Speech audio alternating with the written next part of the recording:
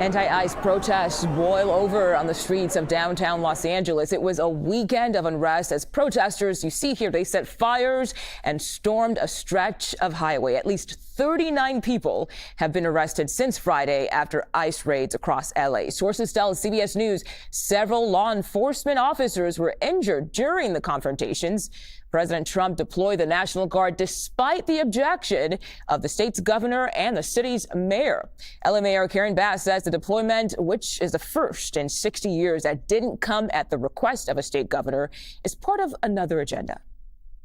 Our city is trying to heal. Our city is trying to rebuild. Our city does not need to be torn apart with a provocative measure from the federal government.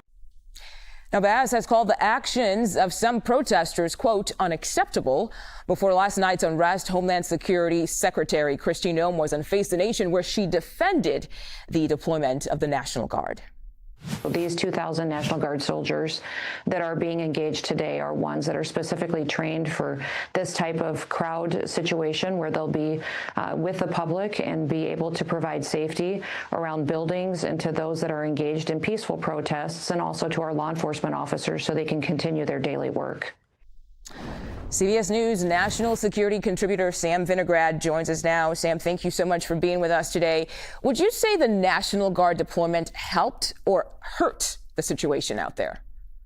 Well, Mugo, having worked a lot on these complex situations where you have First Amendment protected activity that may devolve into criminal activity, I can tell you typically as a first resort, local law enforcement relies on what we call mutual aid agreements with other law enforcement jurisdictions at the state and local level to help restore order where necessary versus calling in federal law enforcement or the National Guard. That's because state and local law enforcement know the community better.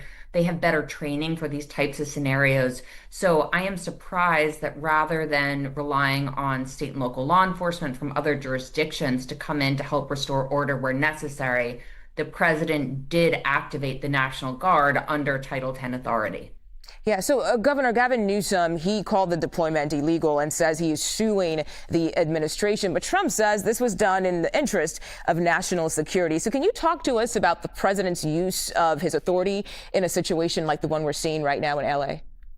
Sure. So there is existing legal authority for the president to activate the National Guard and really bring them under federal control and to fund them with federal funds as well. That's something called Title X authority.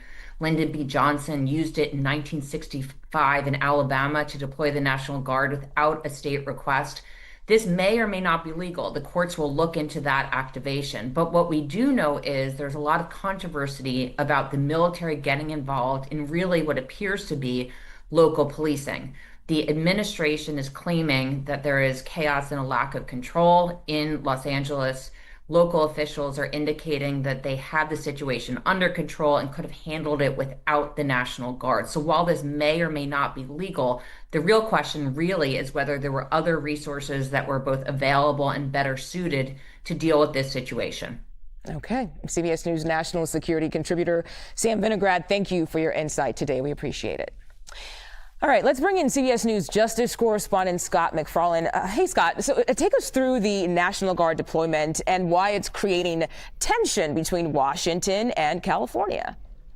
Oh, there's any number of layers to the tension and to the inflammatory dynamics at play here. Let's first of all make clear there are a ton of federal office complexes in Los Angeles and in the greater Los Angeles area. Federal courts, federal immigration centers, federal office complex for the people who handle your Social Security, handle your VA checks, handle your IRS payments.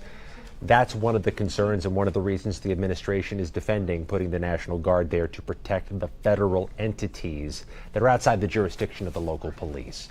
But according to the governor and the mayor, this risks aggravating the situation by showing a more forceful hand from Washington, the type of forceful hand that a lot of these people are protesting in the first place. So you have a bunch of dynamics all happening at once, all of which could inflame an already heated situation. Yeah, and you're hearing that the situation in LA has inflamed tensions in Washington when it comes to the Capitol riots. I mean, we all remember that. Can you explain to us what you're hearing there?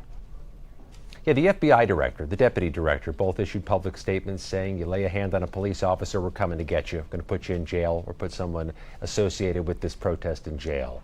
Obviously, nobody's going to argue with the need to arrest people who hit police officers, but this is happening in the shadow of that unprecedented, controversial pardon of 1,500 plus Capitol riot defendants, approximately 600 of whom were accused of assaulting, beating, or resisting police officers.